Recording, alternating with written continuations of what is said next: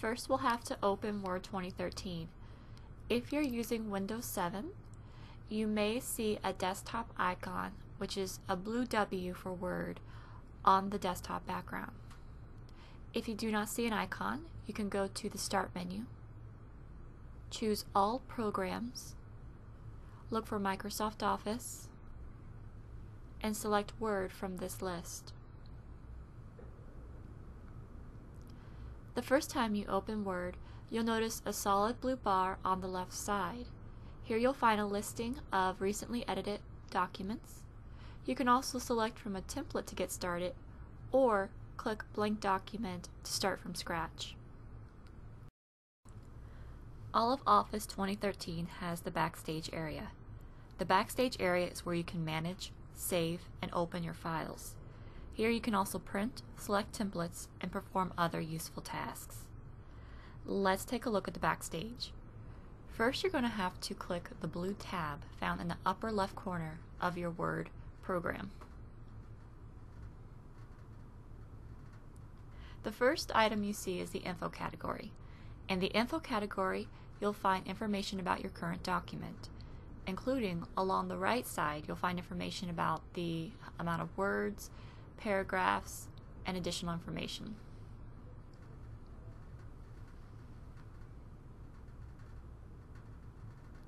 In the New category, you can select Templates or start a new blank document. To start working from a template, simply click on it.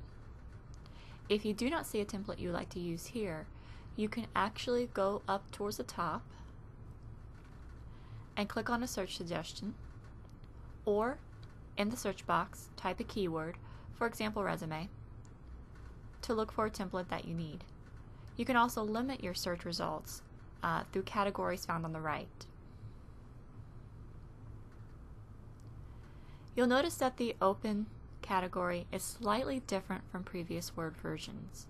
We're going to talk more about this later in the video. Likewise, the Save category has also seen some changes. You'll notice the introduction of the SkyDrive account. Again, we'll talk more about saving files later. In the Print category, you can select and change your printing options. The Share category is new to Office 2013. You can share your files for collaboration with friends, family, acquaintances, whomever you choose. However, before you can make use of this feature, you're going to have to set up a Microsoft account and use the SkyDrive cloud service.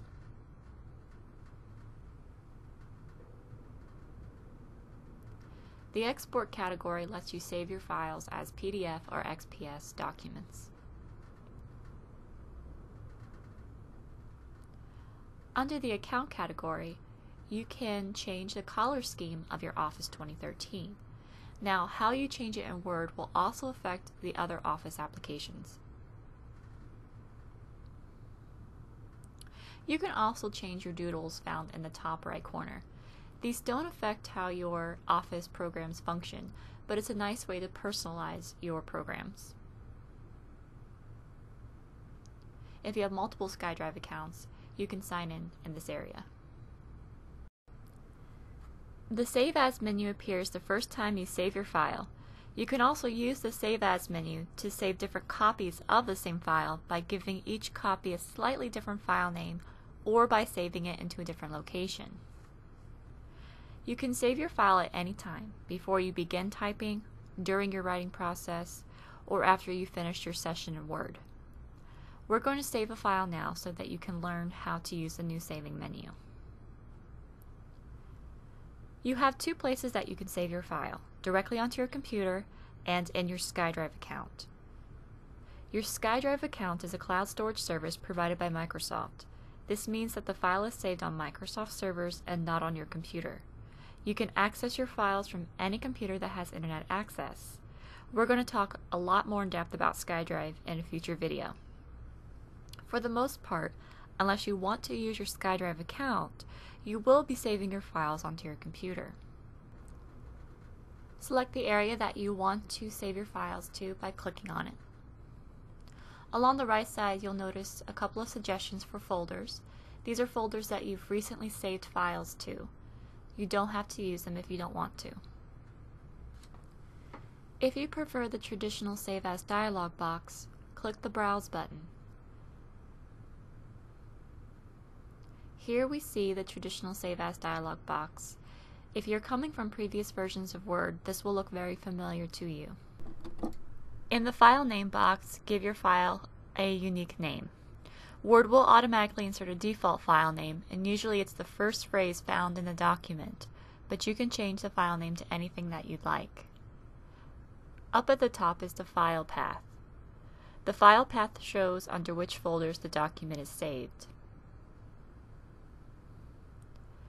Along the left side is the file location. The default location where the document will be saved is Documents.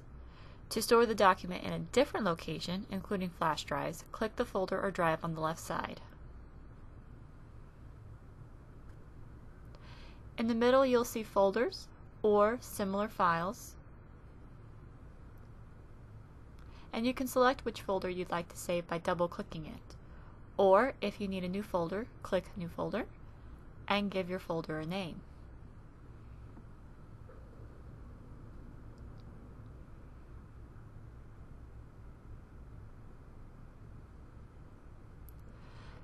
To access this folder, click outside of it to finish editing the name. Find your folder, double-click, or single-click and click Open. You'll notice at the file name path that you'll see the new folder listed at the end.